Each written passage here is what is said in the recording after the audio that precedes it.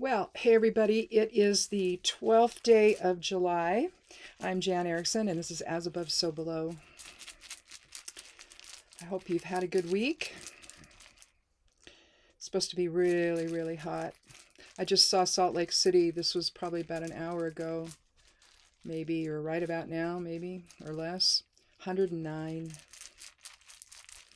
We might get that high where we are next week. I don't know. We'll see.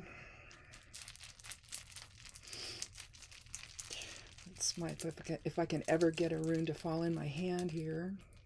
There we go. Let's take a look at Alyes. Now, Alyes is the 15th rune of the Elder Futhark. It means the elk or the elk sedge. The elk sedge would be the marshy area where they go in and feed and kind of hide, and their antlers, rather not their horns, their antlers tend to blend with the surroundings, and so it helps them stay safe. But it also reminds me of raising your arms in supplication to the goddess, during the time of the full moon, or just raising your arms in supplication to spirit. Alyes is, I look at it as air, fire, water, and earth would be the points here. So drawing air, fire, and water down into the earth in terms of creation. It reflects, again, the elk or protection. It reflects higher consciousness and divinity. So there could be something happening this week where you're going to need to rely on higher consciousness to sort of understand the bigger picture.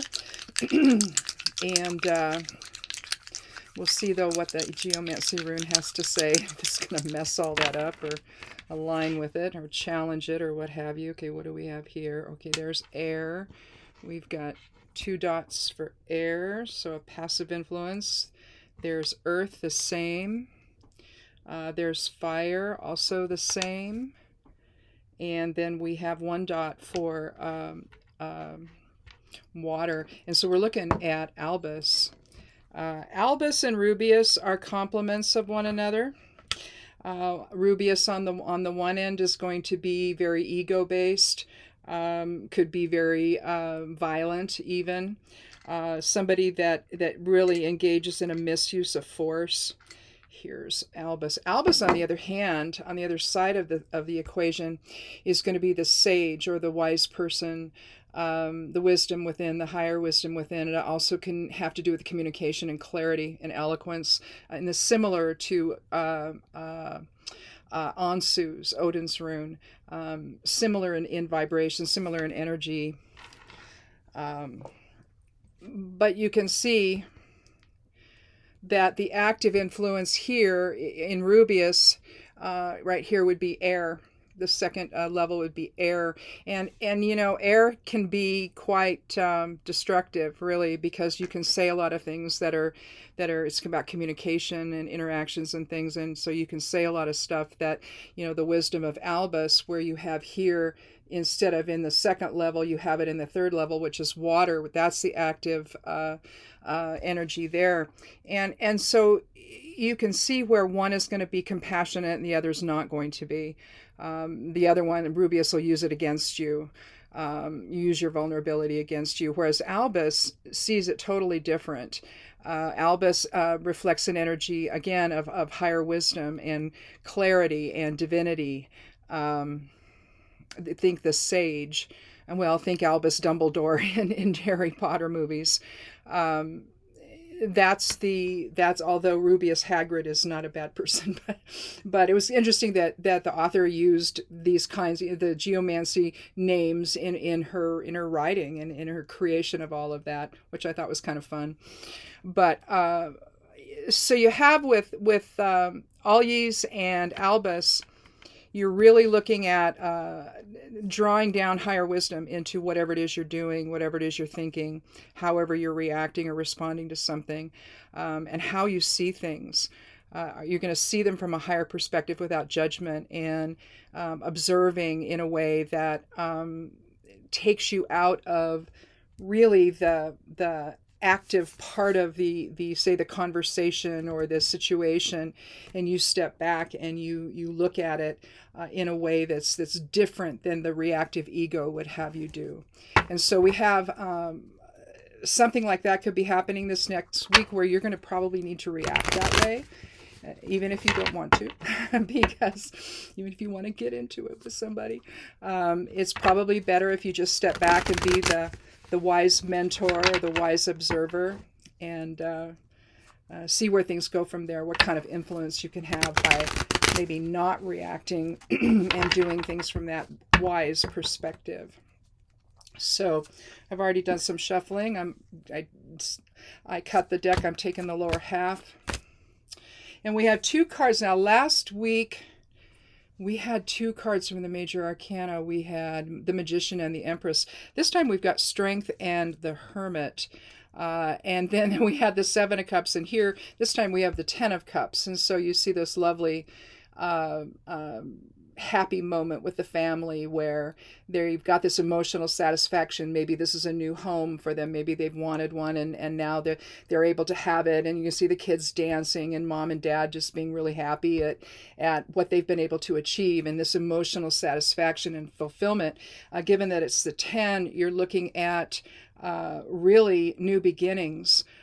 With the 10 reduces to 1, although you can look at it as endings and beginnings, but 10 reduces to 1, and so that is new beginnings, it's talent, it's leadership, it's your sun sign, if you will, and so it's like the whole idea is that you've completed the suit of cups, absent the court cards, and now you've managed to work through all of the issues in the deck and in the suit of cups, and now you've come to this end where you've achieved what you've wanted to achieve, and it leaves you really emotionally fulfilled.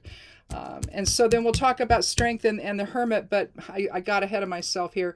Let me go ahead and do the numerology for the reading itself. So we have 15. That was from Al-Yiz. And then we have the card of Strength, which is 8, plus, again, 10 for the 10 of Cups. And then we have the Hermit, which is 9. So you have 42, and that reduces to 6. You do it one more time. 15 plus 8 plus 10 plus 9. Ooh, how'd I get 32? Did I have? Oh, because I put 5. Okay, so it is going to be 42. See, this is why I have to do it twice. I put 5 instead of 15. Okay. That's okay. So it's still 6. All right. So again, the goal is the happiness and the fulfillment. And what you need, and I'm gonna when I do the picture for this, and when I upload this to YouTube, I always have the picture of the reading on there. And then also when I also have a Substack, it's called Witch Notes, and I put this over there and a link to the video, and then I have the picture of the reading. I also do it on Instagram. But anyway, the thing about I'm just going to leave it in the order they are. Let's look at Strength. Now, in order that you can achieve this, okay, this emotional fulfillment, all you've worked for and all of that, so that you can have this nice, comfortable home, at least in this case, and the emotional fulfillment that gives you because you've worked for it, right? But it takes some inner strength to do that. It takes taming the wild within. Here you have a woman, maybe the goddess. She has the lemniscate above her head, which is the figure 8, right? And this is the 8th card. 8 is about material recognition and approval. It's about leadership, harmony. And so you've you've tamed the impulses, essentially. You've acted with higher wisdom with both Alyes and Albus, and you've tamed the wild within so you can focus on something greater than yourself, which is, in this case, something positive for your family. So here you have her. She's holding the lion's head, and his tongue's out, and he's so happy that she's pleased with him and loves him and all of that. You show, as you see the mountain over here, it also reflects strength, but with the strength card, you're talking about trust and mastery and goddess power, and trying to to express unconditional love, because that's basically what she's doing here, right? And you have this Lemnis gate. I started to say this. The magician also has one. And the magician, of course, is manifesting the soul's journey and life and physical reality and all that in what their physicalness, what their body's going to look like, who they're going to be in this physical life that we have. And it's something that's just an eternal thing. And so with the strength card, though, it's really about trusting in something higher than yourself, being able to tame the wild within. He could represent the ego in that respect. The lion could, and trying to raise that vibration higher instead of meeting it down lower, essentially, and thinking only about yourself and all of that. Because if you don't, if you just continue to think about yourself, maybe something like this isn't possible for you. So whether this actually is about you're trying to buy a house or whatever, it's really more about, I think, trusting the process, trusting your higher power to guide you in the right direction, outside of the ego's hold, where you can master that whole alignment between mind, body, spirit, and transmuting ego into spirit. And so much of the time we react to our circumstances around us, and maybe we make things better and maybe we don't. I think all too often we don't, because it's hard to, when you're in the midst of it all, to really see the forest for the trees, right? And so you cannot see the bigger picture, and you cannot really react in a way that might actually resolve things. And so there could be something like that where you're seeking some emotional fulfillment and you're just not sure you're going to get it. And realistically, it's not about what happens to you to make that happen. How it manifests is within, and expressed outward, that light of spirit expressed outward, and not being caught up in I know there's one of the geomancy runes called Carcer, where it's a self-imprisonment type of an energy, where you're so caught up in your own perceptions that you can't see anything else. You can't let any other truth come in because you already know it. Well, maybe not. And so it could impact then your ability to move forward, or to associate with people that maybe you might at first blush go, oh, I don't want to talk to that person, but then you do, and you realize, wow, I had no idea the depth of this person, and it becomes a really positive, interaction. You maybe develop a positive relationship, a friendship, or whatever. And so again, it's not limiting yourself, trusting that higher power, trusting that higher purpose. And then we come here to the Hermit. Now, the Hermit is an interesting card. It's about, what he's done here is he's retreated up onto a mountaintop. You can tell because there's some snow right there. He's gotten higher. Okay, and there's the obvious connection between higher self and drawing in higher consciousness and functioning from that level and that awareness. Here he's got his lantern here. He's got his staff. He's got his lantern. And you can see, if you look really close there, you see the Merkaba, which is a soul vehicle. And so he's essentially trying to get above the physicalness, the physical reality of his experiences, and get ever higher so that he's in the soul level of experience here. So it's this silent, it's this retreat, this silent withdrawal, to go within, similar to the Hanged Man, where you surrender to spirit, two very similar cards to one another. But here, instead of hanging upside down and having the emanations of spirit come out of your head next to the ground where you're trying to influence that, here you're getting above everything and you're trying to see the bigger picture of things, to then align better with your higher consciousness, to align better with higher self and spirit. 9 is about endings and completion, but it's also about spirituality and generosity. And so I think that with the Hermit, it's reinforcing the idea, the same thing with the card of strength, where you have to react and you have to see things from that higher perspective and not get bogged down into the reactive ego and get into it with people.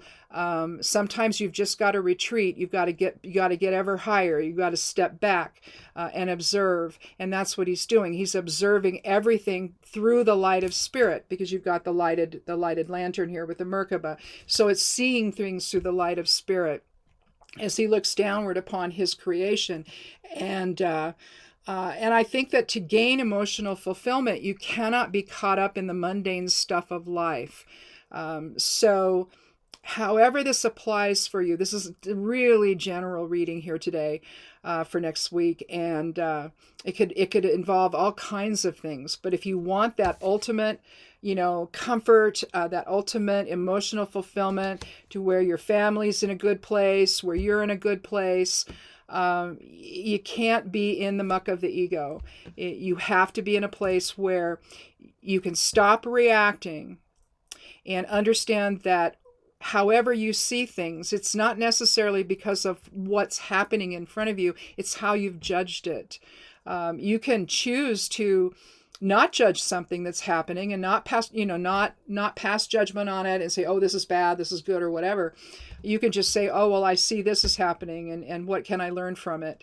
And not get so caught up emotionally, because if you do, at the end of the day, you're not going to find this emotional fulfillment. You could, if we wanted to, put this in an order of the 8 with the inner strength to understand, to tame to achieve mastery, you have to tame the wild within, tame that ego impulse, right?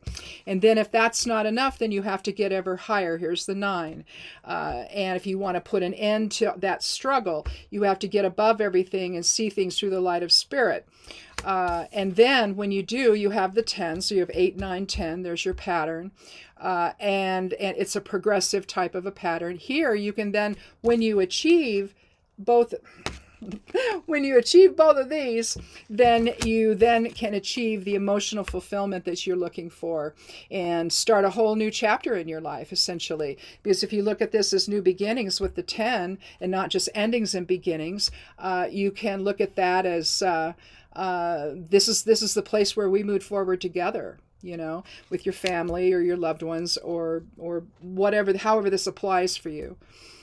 So again, you're talking inner strength, getting above it all to see things through the lens of spirit, of higher awareness, of higher consciousness, that then leads to emotional fulfillment that the ego just can never provide.